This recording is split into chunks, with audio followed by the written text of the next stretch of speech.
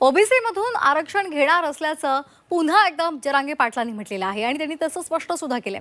आरक्षण आमचा हक्क असल्याचं सुद्धा ते म्हणाले। कायद्यामध्ये सरसकट आरक्षण शब्दावरून पेच निर्माण होत असेल तर सरसकट शब्द काढा असंही जरांगे म्हणालेले आहेत।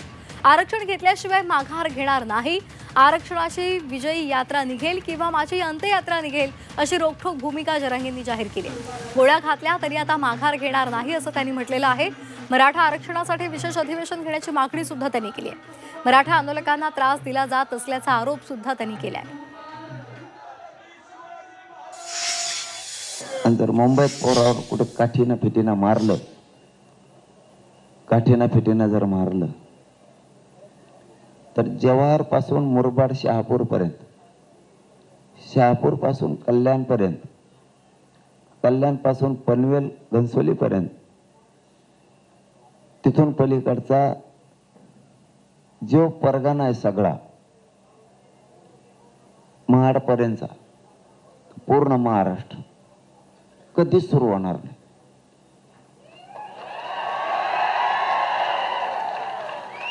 कधीच सुरू होणार।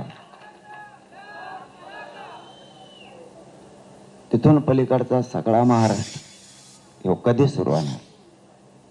तुमच्या रेल्वे यायच्या असल्या तर आमच्याकडूनच यायच्यात, तुमच्या गाड्या यायच्या असल्या तर आमच्याकडूनच यायच्यात, आमच्या हद्दीतले बोगदे सुद्धा तुमच्या चालणार नाहीयेत। शेवटी समाजाचा किती अंत बघायचा याला सुद्धा सीमा असते। तुम्हाला मी आणखीन आठवण करून देतो, देवेंद्र फडणवीस साहेब म्हणले होते अपवादात्मक परिस्थिती निर्माण झाल्यास आरक्षण देता येतं असं तुम्ही म्हणताय, पण त्यावेळेस त्यांचं सरकार नव्हतं ना, दुसऱ्यावर म्हणता येतं निवडून यायचं असतं म्हणून। निवडून आल्यावर आता आजची परिस्थिती अशी आहे, राज्यातले मराठींची आरक्षण देण्याची परिस्थिती आहे, पुराव्यासहित दिलं पाहिजे।